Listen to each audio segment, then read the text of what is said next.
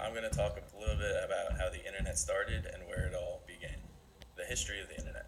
The history of the internet began all the way back in the 1950s with the development of electronic computers.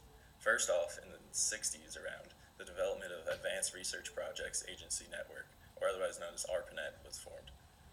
This was directed by Robert Taylor and was basically the building block of what the internet is now today. The idea of ARPANET was to be able to create networks that could connect one another and send messages back and forth between the two. The first message, actually, that was sent through ARPANET was in 1969. In the 80s, research in Switzerland by British computer scientist Tim Berners-Lee was working on what is now called the World Wide Web. www dot is your hyperlink before everything you type in on the internet. In 1989 to 1991, the research by Lee finally came to life, and that's when he created what is now known as the World Wide Web. However, in the 90s, the internet was still only used by kind of a smaller amount, like a smaller amount of the population, only about 5 million users compared to the 7 billion that were on the planet. But only with the people with specialized knowledge in computers and computer scientists were able to surf through the web because it was very techy and difficult to figure out.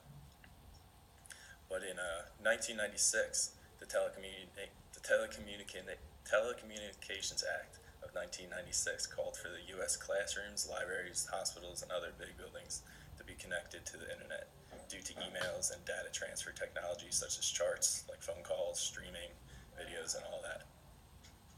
And at this point, the time in the web has become a place where people have begun to use the web to chat, send messages, be social to one another, and whatnot.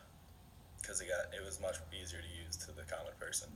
And a breakthrough would change in 1998. The whole Google was founded, which is the way everybody surfs the web now. That's the first thing you usually click when you click on Google Chrome or anything. Google is the first thing that you go through, and you search whatever you need to search.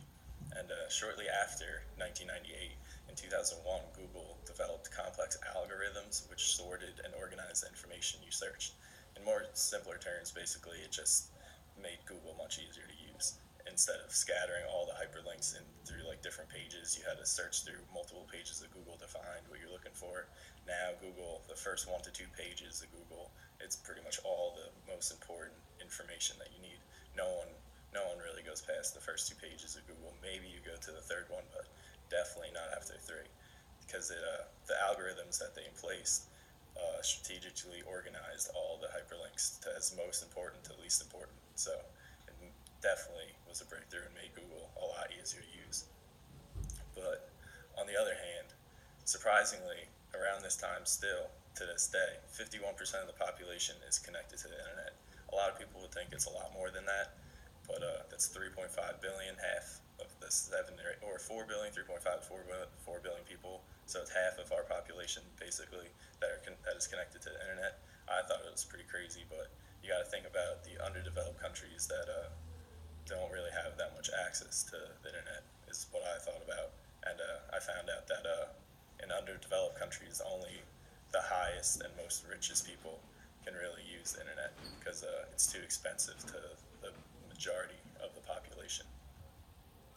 And that's pretty much it. That's the history of the internet, how it started, and where it is now.